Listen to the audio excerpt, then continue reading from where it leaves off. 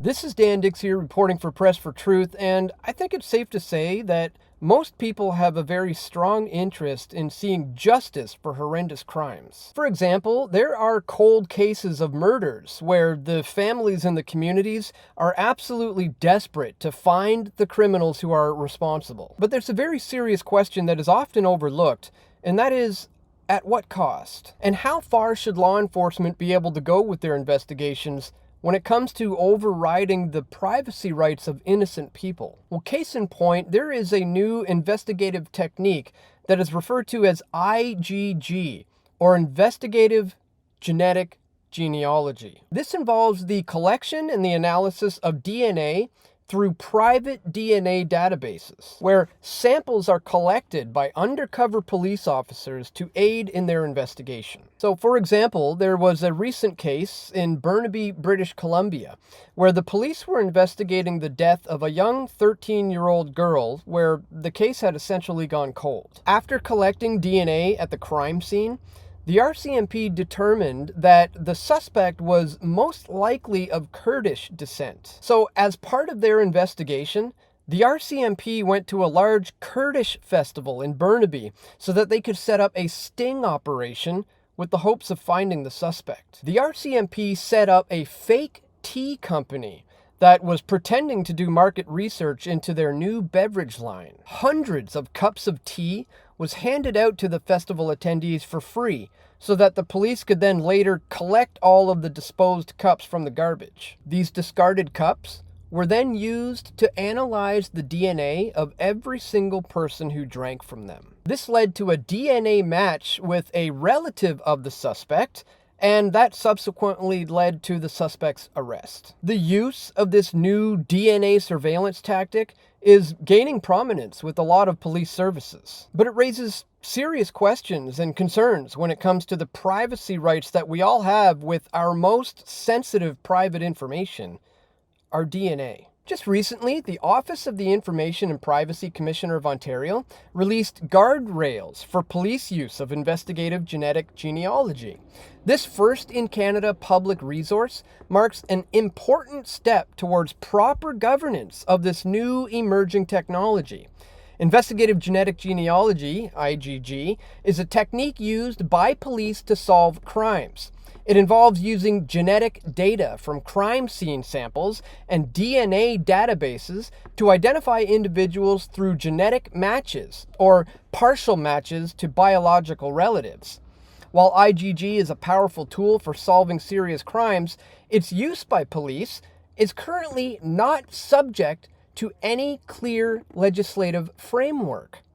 This raises real privacy and human rights concerns, especially for individuals who may become ensnared as part of a police investigation simply because they share DNA with someone else. But what's even worse here is that when the police collected all of that DNA from these festival attendees, there is nothing stopping them from retaining that information. There's also nothing stopping them from using this information against these innocent people who are now in the police's investigative files. This is now information that can be used against them for secondary purposes. So this once again raises serious questions about what constitutes a reasonable expectation of privacy. What kinds of cases are going to be deemed serious enough to warrant this new type of investigation? And what about the rights of non-consenting individuals? Private sector DNA database operators and their police clients that rely on the consent of one individual to authorize their IgG-related activities risk undermining the privacy rights and interests of non-consenting individuals. GED Match and Family Tree DNA's combined consent-based SNP DNA databases have the potential to facilitate the identification of 90 to 95% of Americans of European descent and millions of Canadians, to a third cousin or closer, or 60% of people to a second or closer biological relative without their knowledge or consent.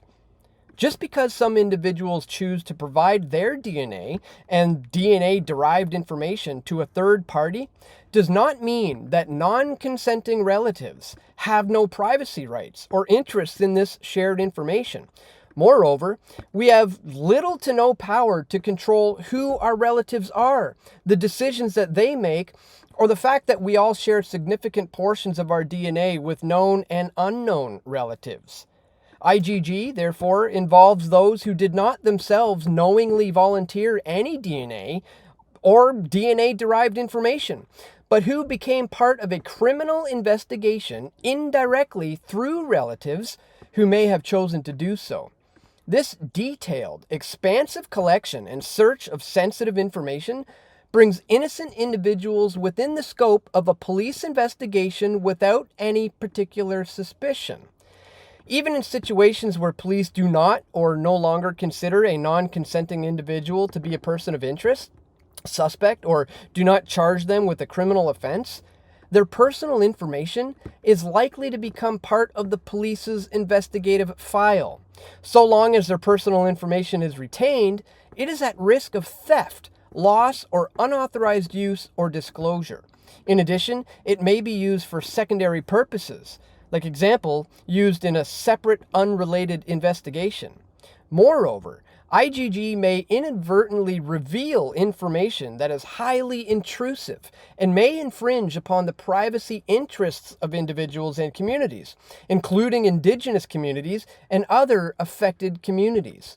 For example, IgG may reveal familiar information unknown to the individual and their families and biological relatives.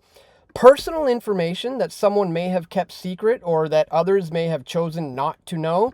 If inadvertently disclosed, this previously unknown information could cause significant harm and upend people's lives.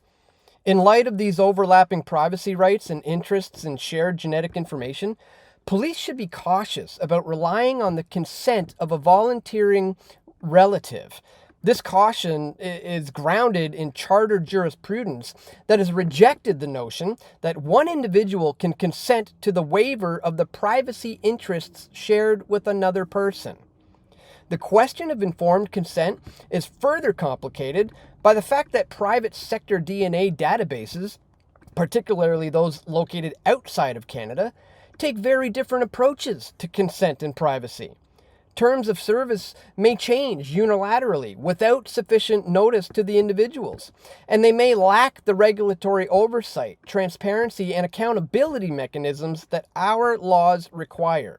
In some cases, organizations could change hands or file for bankruptcy with the clarity on what happens to consumers' DNA and DNA-derived information thereafter. And by the way, guys, if you thought those PCR tests for COVID-1984 was purely just all about detecting COVID, you might want to think again. I'd like to refer you to this excellent Substack, Medical Surveillance, Part 1, From Contact Tracing to Gene Bank AI Ecosystems, and Part 2, Medical Surveillance, Tracking the Unvaccinated.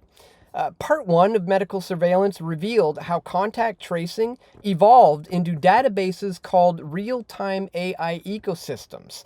The data stored in these ecosystems ranges from medical records to genomic sequences that were largely collected using COVID-19 PCR tests. Health privacy laws were revised to enable an alarming amount of data sharing with public and private intelligence agencies for military operations. Using the COVID-19 scamdemic as a front, the military worked with so-called health authorities to weaponize COVID-19 statistics to target non-compliant or undesirable groups with mRNA vaccines, ventilators, and remdesivir. In other words, it was a military operation that utilized covertly collected private medical and genetic data to deploy bioweapons. Targets were acquired using AI-generated predictive behavior models provided by government intelligence agencies like Palantir. If that sounds disturbing to you, keep reading because that was just a warm-up. And please do check out that full report. I will include links to all of this in the description below. So let me know what you guys think. Did the RCMP go too far with this T-sting operation? And if not, how far is too far for you? My friends, if you appreciate my efforts to bring you this information, please consider making a contribution at pressfortruth.ca/donate. You can check that top link in the description below. And that's all for today, my friends. Please click that thumbs up button, share this video, and stay tuned, guys. We're going to have more video reports coming soon. This is Dan Dix reporting for Press for Truth. We all want truth.